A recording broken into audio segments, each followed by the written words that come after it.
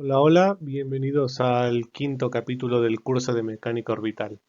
El día de hoy veremos la segunda parte de las órbitas elípticas, en específico la ecuación de Kepler y los marcos de referencia. Como ya saben, mi nombre es Oscar Mejía.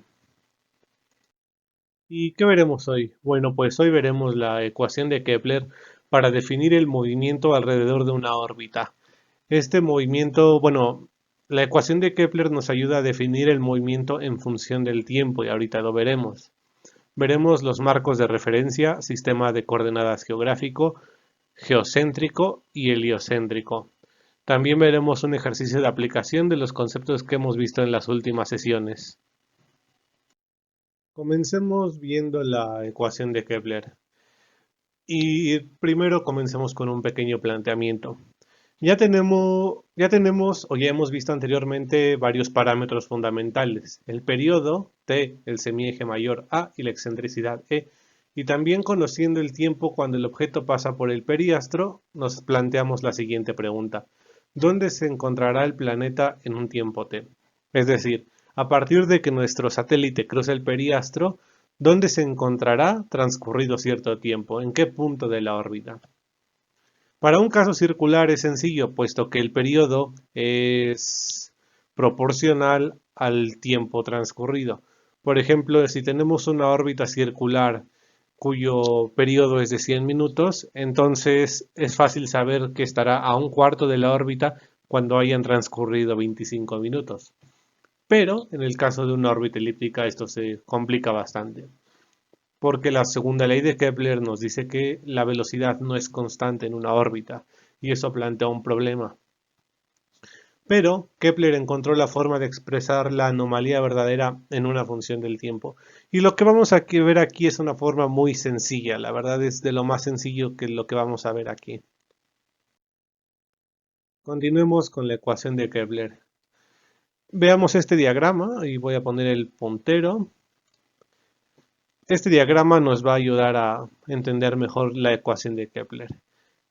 Tenemos nuestra línea de ábsides, tenemos nuestra órbita y tenemos aquí un parámetro nuevo, un círculo tangente.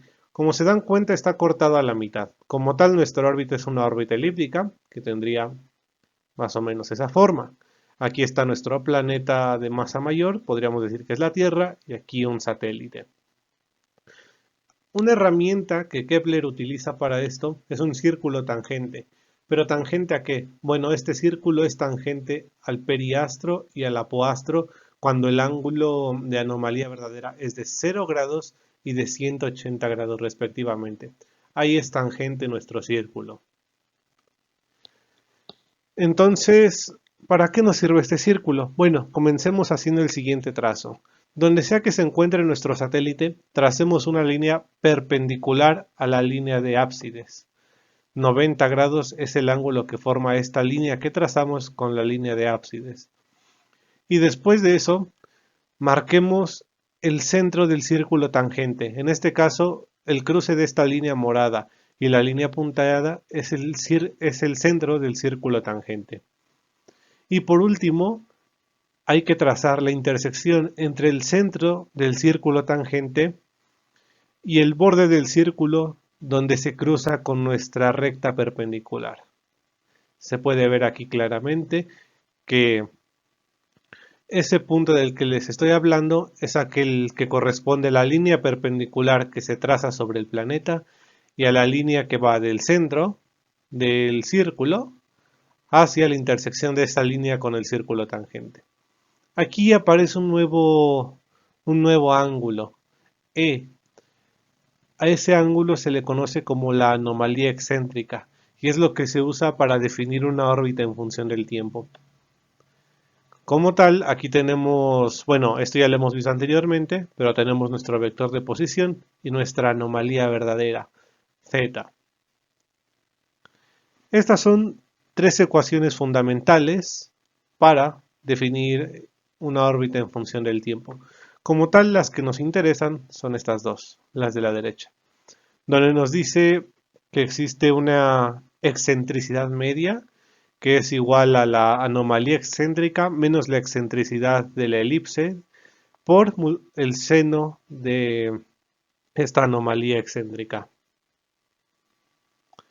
Y aquí podemos ver cómo el tiempo se encuentra en función de ese parámetro que se calcula con esta ecuación. Ahora, antes de continuar, me gustaría proporcionarles unas fórmulas que son bastante útiles para resolver problemas. Primero, la excentricidad de una órbita elíptica.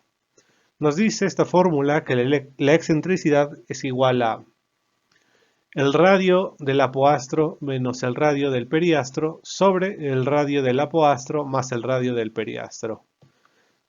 Podemos también determinar la posición o la distancia si conocemos el semieje, la excentricidad y la anomalía, o si conocemos también el radio del periastro, la excentricidad y la anomalía.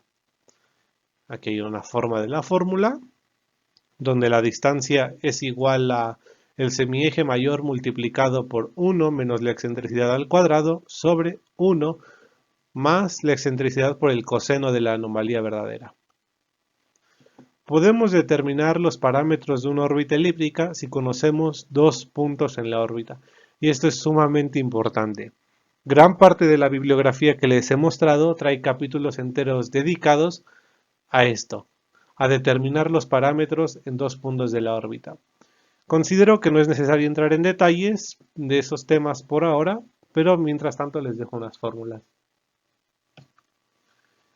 Podemos determinar la excentricidad de la órbita si conocemos la posición y ángulo de dos puntos, tal como muestra esta ecuación. Podemos determinar el radio del periastro si conocemos la excentricidad y el ángulo y posición de un punto de la órbita. Podemos también conocer el radio del apoastro si conocemos el radio del periastro y la excentricidad. Y por último, si tenemos el radio del periastro, la excentricidad y el ángulo, podemos conocer, bueno, este ángulo es el ángulo que tú quieras. O sea, el radio del periastro y la excentricidad ya están definidas. Y tú, por ejemplo, quieres conocer la posición a 150 grados. ¿Cuál es la distancia? Pues usas esta fórmula. Y lo mismo con esta fórmula. Marcos de referencia.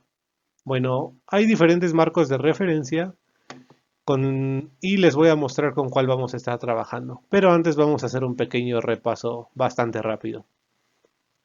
Existe un sistema de coordenadas geográfico, el cual es usado para definir posiciones en la superficie de la Tierra. Y este, pues, es el más conocido y me parece que incluso en la astronomía es el más usado. Tenemos nuestra longitud este, nuestra longitud oeste, latitud norte, latitud sur, un meridiano cero. En inglés se le conoce como meridiano primordial, prime meridian, pero suena dramático y queda mejor meridiano cero. Esto es lo que normalmente se ve para problemas relacionados con la superficie terrestre, pero esto tiene una utilidad, porque podemos usarlo para graficar el recorrido de un satélite sobre el planeta. Por ejemplo, aquí tenemos graficado el recorrido de la Estación Espacial Internacional sobre la Tierra y se preguntarán por qué esas líneas parecen en función de seno o coseno. Y eso lo veremos en el siguiente video cuando ya veamos lo último de órbitas elípticas, que es los 6 parámetros orbitales. Tenemos un sistema de coordenadas geocéntrico inercial, donde el plano de referencia es el ecuador y la dirección X es la dirección del equinoccio vernal. Pero, ¿qué es eso del equinoccio vernal? Y para esto sí me gustaría que vieran aquí abajo a la derecha este cuadrito. El 20 de marzo, o el 21 de marzo aproximadamente, el Sol cruza del ecuador desde el sur hacia el norte, en un punto denominado el equinoccio vernal. Entonces, ese punto es donde el Sol cruza del sur hacia el norte. Y ese es el plano de referencia que se usa para casi todos los problemas relacionados con mecánica orbital en la Tierra. El ecuador terrestre. veamos un poquito de los parámetros del sistema de coordenadas geocéntrico inercial. Aquí tenemos nuestra ascensión derecha o longitud, que es esto, que va, por así decirlo, alrededor del ecuador. Tenemos nuestra latitud o declinación. Tenemos nuestro plano ecuador y tenemos nuestros ejes X, Y y Z. Aquí este eje X está en la dirección del equinoccio vernal, entonces podríamos decir que apunta al Sol, es algo muy importante. Y en el siguiente capítulo ya veremos cómo usar estos para definir órbitas, un poquito más a detalle, cómo usar estos parámetros. Y por último tenemos un sistema de coordenadas heliocéntrico, que significa alrededor del Sol. Y no es mucho más que poner el Sol como el centro del eje de referencia, donde el eje X apunta de nuevo hacia el equinoccio vernal. Ahora veremos ya un problema de aplicación para cerrar este tema y lo que hemos estado viendo en las clases pasadas. Una órbita elíptica y geocéntrica tiene un radio de periastro de 9.600 kilómetros y un radio de apoastro de 21.000 kilómetros. Determinar el tiempo que se tarda en viajar desde el periastro hasta una anomalía verdadera de 120 grados. Ok, entonces lo que necesitamos conocer es el tiempo que nuestro satélite se tarda en viajar desde el periastro, desde aquí, hasta acá, 120 grados. Como tal, sabemos que el radio del periastro es de 9.600 kilómetros. Ojo, porque ese radio se considera el centro de la Tierra. Y tenemos nuestro apoastro, nuestro radio de apoastro de 21.000 kilómetros. Igual se considera hasta el centro de la Tierra. Para resolver el problema, lo primero que vamos a hacer es definir los parámetros primarios o esenciales faltantes, nuestra excentricidad y nuestro momento angular. Tenemos nuestra excentricidad, ya vimos la fórmula anteriormente, y aquí está ya sustituyendo y aplicando. Nos da que tenemos una excentricidad de 0.3725. Aquí confirmamos que es una órbita elíptica porque está entre 0 y 1. Ahora vamos a calcular el momento angular usando esta fórmula. Como tal, el momento angular es la letra J, y esta fórmula corresponde a una ecuación llamada ecuación de la órbita. La verdad no vamos a ver todas las ecuaciones que se pueden usar porque son demasiadas. Existen demasiadas ecuaciones para conocer los parámetros orbitales en función de ciertos datos que tengas. Por ahora la vamos a usar esta fórmula. Sustituimos todo y veamos que estamos usando un ángulo de 0 grados. Alguien se preguntará, ¿por qué? Bueno, porque estamos usando el radio del periastro y ese se encuentra con una anomalía de 0 grados. Sabemos que el momento angular es constante, así que si tuviéramos aquí otra distancia con cierto ángulo, nos daría el mismo valor de momento angular. Ya lo vimos y eso es la conservación del momento angular. Despejando, tenemos que nuestro momento angular es de 72.472 kilómetros cuadrados por segundo. Ya conocemos el momento y la excentricidad, ya podemos calcular el periodo de la órbita. Tampoco vimos esta fórmula, pero no necesitan saber la deducción, necesitan nada más aplicarla. Realmente rara vez se usa esta, por eso no lo consideré necesario verla a detalle. Sustituimos todos los valores y nos da 18.834 segundos el periodo de nuestra órbita. ¿Qué sigue? A partir de la anomalía verdadera podemos obtener la anomalía excéntrica. Esta letra E es la anomalía excéntrica y se relaciona de esta forma con la anomalía verdadera. Resolviendo la parte derecha de esta ecuación, nos da 1.1711. Entonces ya podemos despejar a nuestra anomalía verdadera y vemos que da de 1.7281 radianes. La anomalía es un ángulo Y cuando un ángulo se encuentra fuera de una función trigonométrica, se escribe en radianes. ¿A qué me refiero con eso? ¿Por qué aquí se da en radianes? Veamos el siguiente paso. Ya podemos usar la ecuación de Kepler para determinar la anomalía media ME. La anomalía media está dada en función de la anomalía excéntrica. Pero, ojo aquí, esto es sumamente importante, no solo para mecánica orbital, sino para cualquier otra materia que lleven en la universidad o en la preparatoria. Cuando estás trabajando con un ángulo fuera de una función trigonométrica, es decir, si tu ángulo no está dentro de un seno, coseno, tangente, tienes que trabajarlo en radianes. Dicho esto, continuamos y nuestra anomalía media nos da de 1.3601 radianes. Y con eso ya podemos determinar el tiempo transcurrido usando esta fórmula.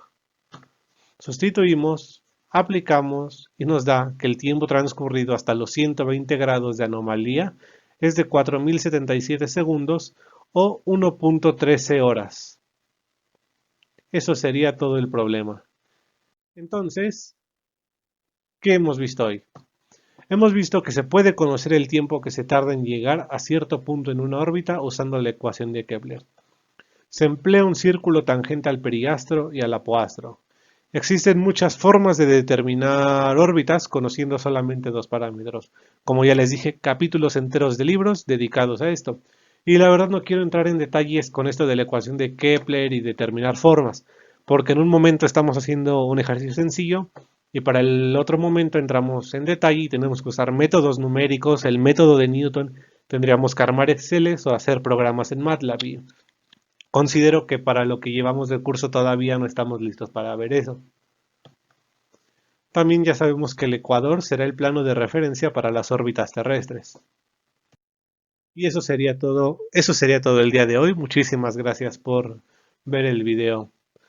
Si les ha gustado, dejen un like y suscríbanse si aún no lo están. La próxima semana veremos ya los 6 elementos orbitales y con eso nos despedimos de órbitas elípticas para poder entrar a maniobras orbitales, maniobras interplanetarias y un poco de teoría de control. Sin más que decir, gracias y nos vemos.